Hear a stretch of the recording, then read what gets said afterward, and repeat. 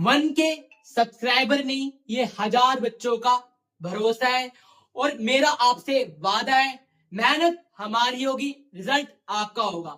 बेटा आप सभी का धन्यवाद अपने चैनल को इतना प्यार देने के लिए और ऐसे ही अपना प्यार बरकरार रखिए। और आप सभी का स्वागत है अपने एनएस कोचिंग सेंटर चैनल में और आप हो जाइए निश्चिंत।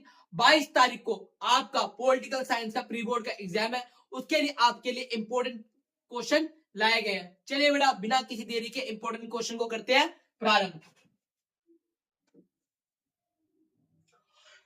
बेटा कुछ क्वेश्चन अत्यंत महत्वपूर्ण है जो आपको करवाए जा रहे हैं और किस प्रकार आपको लिख के आना है, बेटा सब कुछ इस वीडियो में बताया जाएगा और कैसे आपको क्वेश्चन अटेम्प्ट करना है, ये सब चीजें दी गई है। 1947 में स्वतंत्रता के समक्ष भारत के समक्ष आई किन्हीं 3 मुख्य चुनौतियों का वर्णन कीजिए। बेटा परीक्षा की दृष्टिकोण से प्रश्न अत्यंत महत्वपूर्ण है। 1947 में जब भारत आजाद हुआ था तो भारत के समक्ष 3 महत्वपूर्ण क्या थी बेटा चुनौती थी। वो 3 महत्वपूर्ण प्रमुख चुनौतियां कौन सी थी?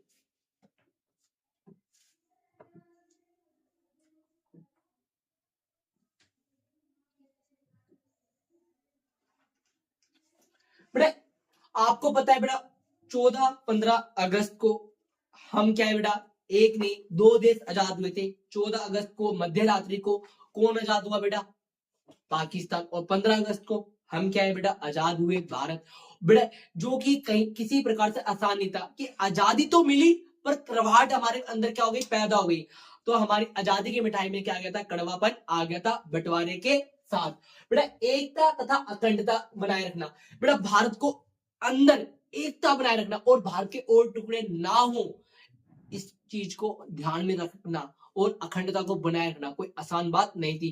क्योंकि अंग्रेजों ने यह कह दिया था 565 रियासतों को कि आप भारत में शामिल होना चाहो तो भारत में शामिल हो और आप पाकिस्तान में शामिल होना चाहो तो पाकिस्तान में शामिल हो, या आप अपना अलग देश बनाना चाहते हो आप अपना अलग देश बना लो। जो कि बेटा एक बहुत बड़ी बात थी कि इस प्रकार भारत को एकीकरण किया जाए। और इस एकीकरण में बेटा सबसे महत्वपूर्ण भूमिका किसने निभाई थी? सरदार वल्लभ भाई पटेल ने। तो बेटा एकता और अखंडता स्थापित करना कोई आसान काम नहीं था। विभिन्न धर्मों को विभिन्न जातियों को एक साथ एकजुट करके रखना, तरह तरह की भाषा बोली पहनावा उन सबको एक छत्र छाया में रखना कोई आसान काम नहीं था। लोकतंत्र कायम करना, बेटा भारत के समक्ष सबसे बड़ी चुनौती थी लोकतंत्र की। क्या भारत के अंदर लोकतंत्र टिक पाएगा? क्या अन्य देशों की तरह ये भी तानाशाही या बेटा सैन्य शासन या बेटा अन्य प्रणालियों की चपेट में आ जाएगा? जैसे एक वन पार्टी सिस्टम होता है बेटा, तो बेटा भारत के अंदर क्या जाता है क्या लोकतंत्र भारत के अंदर कायम नहीं हो सकता। क्योंकि भारत बेटा लोकतंत्र ऐसा अपनाने वाला था जो कि आज तक किसी देश के अंदर संभव नहीं हुआ था कि महिलाओं को बेटा स्टार्टिंग से वोट देने का अधिकार, सभी को बिना किसी भेदभाव के वोट देने का अधिकार, बेटा कोई आसान बात नहीं थी। क्योंकि आज तक दुनिया में कभी ऐसा नहीं हुआ था किसी देश ने स्टार्टिंग में ही सभी को मतदान का अधिकार दे दिया हो। तो बेटा एक आयु तो निर्धारित थी पर कोई वर्ग निर्धारित नहीं था कि इसी वर्ग के लोग वोट दे सकते हैं। तो बेटा भारत के अंदर सभी वर्गों को बिना किसी भेदभाव के मतदान करने का क्या था अधिकार दिया गया था। और ये बेटा प्रश्न चिन्ह लगाते कि नेहरू जी को अपने जीते जी अपने भूल का सामना करना पड़ेगा।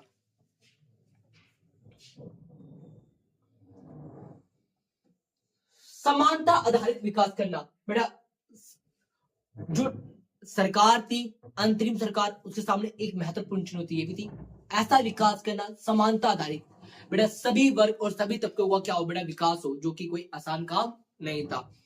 बेटा भारत के समक्ष तीसरी चुनौती देश ऐसे विकास की भी है जिसमें संपूर्ण समाज का लाभ होता ना कि क्षेत्र विशेष का। इस उद्देश्य की प्राप्ति के लिए संविधान में यह प्रावधान दिया गया कि देश में सबके साथ समानता का व्यवहार किया जाए और निचले वर्गों तथा धार्मिक संस्कृति अल्पसंख्यक समुदायों को विशेष सुविधाएं प्रदान की जाए कि उनको अलग तरह से वंचित ना रखा जाए। 1947 में ब्रिटिश इंडिया के विभाजन की प्रक्रिया में आई किन्हीं 3 प्रमुख घटनाओं का वर्णन कीजिए। बेटा 1947 में ब्रिटिश इंडिया के विभाजन की प्रक्रिया में आई कि 3 प्रमुख कठिनाइयों का सामना करना पड़ा। वो 3 प्रमुख कठिनाइयां कौन सी थी? जब बेटा भारत का विभाजन हुआ तो विभाजन प्रक्रिया में क्या समस्या आई बेटा? विशाल जनसंख्या हस्तांतरण। बेटा बिना नीति बनाए, बिना किसी सोच विचार के रातों रात कह दिया भैया भारत का बंटवारा हो गया। बेटा 3 जून को माउंटबेटन योजना के द्वारा ये कह दिया गया था कि आजादी तो मिलेगी किंतु एक नहीं 2 देश बनेंगे। पर बेटा कोई भी नीति नहीं थी किस प्रकार से यहां से लोग वहां आएंगे और यहां से लोग वहां जाएंगे। बिना किसी सोच समझ के नीति क्या है बेटा ये विस्थापन हुआ था। विभाजन के कारण एक विशाल संख्या का हस्तांतरण हुआ जो कि आकस्मिक, अनियोजित और त्रासदी से भरा हुआ था। ये इतिहास का सबसे बड़ा हस्तांतरण था। बेटा ये दुनिया के अंदर सबसे बड़ा हस्तांतरण था जो अनियोजित और त्रासदी से भरा हुआ था। बेटा इस समय बहुत सारी महिलाओं को क्या है बेटा अगवा कर लिया गया और उनके साथ गलत कार्य किए गए। बच्चे माँ से बिछड़ गए और बेटा कुछ महिलाएं थी वो अपने घर बार से दूर हो गई। तो बेटा जिस कारण जो बेटा संपत्तिवान थे वो संपत्ति विहीन हो गए चंद सेकंडों में। तो बेटा ये जो विभाजन प्रक्रिया थी किसी प्रकार से उचित नहीं थी। सांप्रदायिक दंगे, लोगों के अंदर क्या बेटा गुस्सा सातवें आसमान पर था और जिस कारण क्या बेटा जो मेल मिलाप के साथ रहते थे आज वही एक दूसरे के शत्रु बन गए थे और एक दूसरे को मौत के घाट उतारने के उतावले हो गए थे। बेटा धर्म के नाम पर क्या है बेटा एक दूसरे का क्या है बेटा खून बहाया गया था और सब कुछ परिणाम सिर्फ विभाजन का था जो कि बेटा धर्म के आधार पे हुआ था। शरणार्थी समस्या, बेटा विभाजन के कारण लोगों को अपने घर बार छोड़कर निवास करना पड़ा। उन्हें बड़े पैमाने पर और धन की अपार हानि का सामना करना पड़ा। बेटा एक समय संपत्तिवान थे और एक ही सेकंड में क्या बेटा संपत्ति विहीन हो गए। बेटा ये सब किसके कारण हुआ बेटा विभाजन के कारण हुआ। बेटा अपनी छत से क्या हो गया बेटा बेघर हो गए वो। सरकारी संपत्ति का विभाजन, बेटा हर एक चीज का क्या हुआ बेटा विभाजन हुआ। सुई से लेकर टाइपराइटर से लेकर बेटा हर एक चीज जो सरकारी संपत्ति थी उसका क्या होता बेटा विभाजन हुआ था। अगर मान लो कोई बिल्डिंग है वो यहाँ से वहां नहीं जा सकती थी या वहां की बिल्डिंग यहाँ नहीं जा सकती तो बेटा भारत सरकार ने क्या बेटा उस धनराशि को उनको प्रोवाइड करवाया था। अल्पसंख्यकों की समस्या, अल्पसंख्यक एक बड़ा समुदाय जो हिंदू या सिख के क्षेत्रों में था। मुसलमान जो भारतीय बंगाल या पंजाब में फंसा हुआ महसूस कर रहे थे उन अजनबी क्षेत्रों में भेज दिया गया अपितु वह हिंसक घटनाओं के शिकार बने।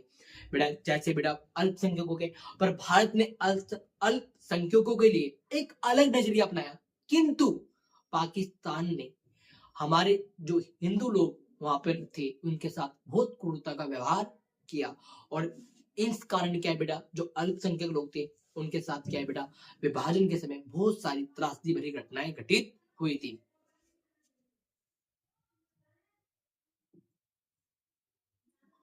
भारत में मूल निवासी पर टिप्पणी कीजिए। बेटा मूल निवासी किसे कहेंगे बेटा इस चैप्टर के अंदर इस क्लास के अंदर क्या है बेटा महत्वपूर्ण प्रश्न करवाए जा रहे हैं जो आपके प्री बोर्ड के लिए क्या है बेटा अत्यंत महत्वपूर्ण है। शायद आपकी इस क्लास से क्या है बेटा बहुत ज्यादा बेनिफिट हो जाए। मूल निवासी अभिप्राय उस व्यक्ति से है जो सदियों से ही एक स्थान पर रहता आ रहा है उसे मूल निवासी कहते हैं। बेटा जैसे हमारे दादा हमारे परदादा भारत में रहते हुए आए हैं तो हम बेटा भारत के क्या है मूल निवासी है। जो बेटा लंबे समय तक किसी क्षेत्र में बात करते हैं उसी जगह पर रहते हैं तो उन्हें क्या कहा जाता है मूल निवासी कहा जाता है।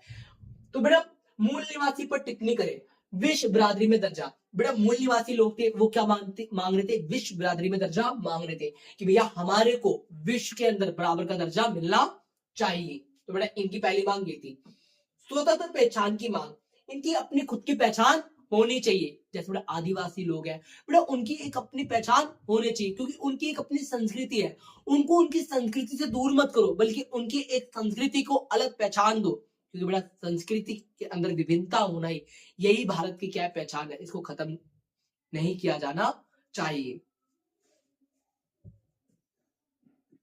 अधिकार की मांग, जो बेटा मूल निवासी है उन्होंने बेटा अधिकार की मांग की। भैया जो हमारे संसाधन है इस पे हमारे नियंत्रण होना चाहिए और हम अपना विकास स्वयं करना चाहते हैं तो उनके विकास के लिए सरकार के द्वारा और विश्व बिरादरी के द्वारा उनको सहयोग पहुंचाना चाहिए ताकि वो भी क्या अपना विकास कर सके। राजनीतिक स्वतंत्रता की मांग, बेटा भौगोलिक रूप से चाहे मूल निवासी अलग स्थानों पर निवास कर रहे हैं, लेकिन भूमि और उस पर आधारित जीवन प्रणालियों के बारे में इनकी विश्व दृष्टि एक समान है।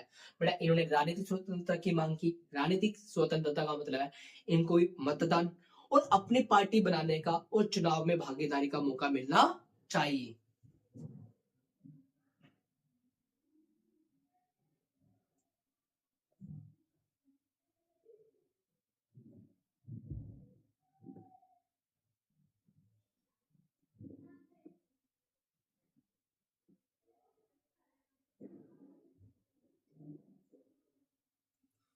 क्षेत्रीय आकांक्षाएं लोकतांत्रिक राजनीति का अविभाज्य अंग है। बड़े क्षेत्रीय आकांक्षाएं लोकतंत्र के लिए एक अभिशाप नहीं है बल्कि वरदान है, एक अभिन्न अंग है। बड़े क्षेत्रीय आकांक्षाएं होती क्या है? बड़े एक क्षेत्र के अंदर रहने वाले लोगों की अपनी शक्ति के लिए मांग करना, उसे क्या कहते हैं? क्षेत्रीय स्वायत्ता कहते हैं। क्षेत्रीय आकांक्षाएं लोकतांत्रिक राजनीति का अभिन्न अंग है। बेटा अपनी अभिव्यक्त करना, अपनी बातों को क्या कर सके? अभिव्यक्त कर सके। बेटा लोकतंत्र का मूल आधार क्या है? लोगों का शासन। अगर लोग अपने विचार को प्रकट नहीं कर सकते तो वो लोकतंत्र नहीं है। सुलझाने को के तौर तरीके, बेटा यहाँ पर क्या है? बेटा क्षेत्रीय मुद्दों को क्या है? बेटा बातचीत के द्वारा क्या सुलझाया जाता है। संवैधानिक ढांचा, क्षेत्रीय मुद्दों को सत्ता की साझेदारी के माध्यम से संवैधानिक ढांचे में ही हल किया जाना चाहिए। अगर बेटा कोई क्षेत्रीय मुद्दा है तो बेटा उसको क्या है? बेटा लोकतांत्रिक ढंग से क्या है? बेटा समाधान किया जाना चाहिए। आर्थिक विकास, क्षेत्रीय संतुलन और आर्थिक विकास से भेदभाव की भावना में कमी आती है। अतः क्षेत्रों के पिछड़ेपन को प्राथमिकता के आधार पर दूर करने का प्रयास होना चाहिए। बेटा आर्थिक विकास, अगर मान लो बेटा किसी क्षेत्र का क्या है? बेटा विकास नहीं हो रहा तो उस क्षेत्र को बेटा विकास की क्या है? अवगत कराना चाहिए ताकि वो अपने आप को अलग ना माने। तो बेटा उनका विकास होगा तो वहां की जनता वहीं रहेगी और जिस कारण क्या है? बेटा वो अलग होने की मांग नहीं करेगी। तो बेटा इसीलिए बेटा क्षेत्रीय आकांक्षाओं को आप दबाओगे तो बेटा ये अलगाववाद से क्या है? बेटा अलग होने की मांग के रूप में क्या परिवर्तित हो जाएंगे। पारंपरिक कानून, पारंपरिक कानून, संवैधानिक प्रावधानों में ही क्षेत्रीय मुद्दों को सुलझाने के प्रावधान पहले से ही निहित है। संविधान की 6ठी अनुसूची विभिन्न कबीलों जनजातियों को अपनी प्रथाओं और पारंपरिक कानूनों को संरक्षित रखने की अनुमति देती है। बेटा क्षेत्रीय आकांक्षा है उसके अंदर बेटा पहले से क्या है? बेटा हमारे संविधान की 6ठी अनुसूची में क्या है? बेटा ट्रेडिशन बरकरार रहे, इसलिए बेटा उनको क्या संरक्षित किया गया कि उनकी मूलभूत संस्कृति का के ऊपर कोई सवाल लौटे। संघवाद, संघवाद का अर्थ सम्मान होना चाहिए। संवाद का सही अर्थ क्या है? बेटा सम्मान। सभी के लिए एक जैसा व्यवहार होना चाहिए। किसी भी राज्य के साथ या किसी भी क्षेत्र के साथ अलग प्रकार का दृष्टिकोण नहीं होना चाहिए। मंडल कमीशन की सिफारिशें क्या है? बेटा ये परीक्षा के दृष्टिकोण से बेटा अत्यंत महत्वपूर्ण प्रश्न है बेटा, जो आपके पेपर में आएगा आएगा आएगा।